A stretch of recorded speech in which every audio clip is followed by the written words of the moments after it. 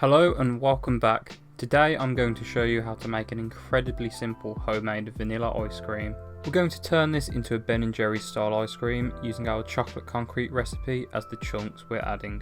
However, this recipe can be used as a regular vanilla ice cream recipe or as a base ice cream which you can add other flavourings to. We're going to use an ice cream maker for this, but there are other methods to do this if you do not have one. These will be linked below. We're going to use 4 ingredients for our base. This is a very easy method that does not require making a custard or even chilling the mixture first. We're going to use 1 can of evaporated milk. I found this to be the best type of milk for ice cream as it leads to a smoother end product as well as tasting better than regular milk. We're also using a large can of whipping cream. You could whip this cream first with the sugar if you're not using an ice cream maker. If you are using an ice cream maker, you do not need to do this. Other forms of cream can also be used, such as double cream or heavy cream. The last key ingredient for a flavourless base is sugar. This is something that often gets overlooked for homemade ice creams, and this is one reason a lot of people make ice cream at home that is one big block of ice and tastes crystallised. Sugar helps lower the freezing point of the mixture, helping the ice cream freeze into smaller bits instead of one solid block. A brand like Ben & Jerry's uses around 20% sugar. Our base is between 15 and 17%, using 170 grams. You can also replace the sugar with jam if you prefer the flavouring. Finally, we're using a vanilla pod to flavour our ice cream. We're going to start by placing the milk and the cream into a large jug. We're then going to add our sugar and give it a very good mix. We're then going to remove the beans from a vanilla pod and add to the jug. We're also going to place the rest of the pod into the jug as well.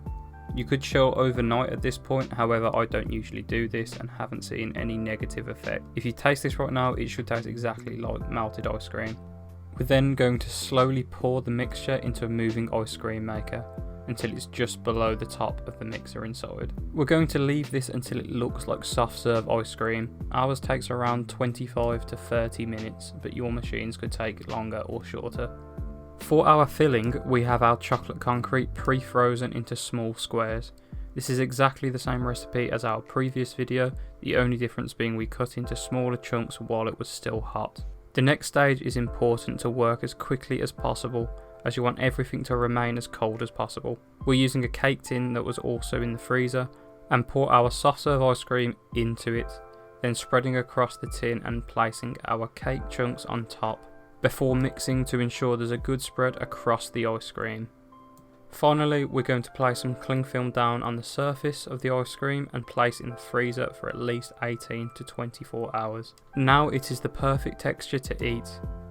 The ice cream itself should be very soft and very easy to scoop, while the cake chunks should still be firm and fairly hard.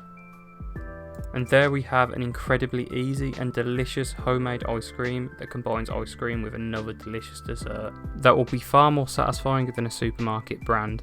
Like I said earlier, this can be used as a simple base where you can add other flavourings to, as well as other methods being used to make the ice cream if you do not have an ice cream maker. Along with the chocolate concrete recipe, all of these things will be linked down below. Thank you for watching. Please like and subscribe and check out our social media below.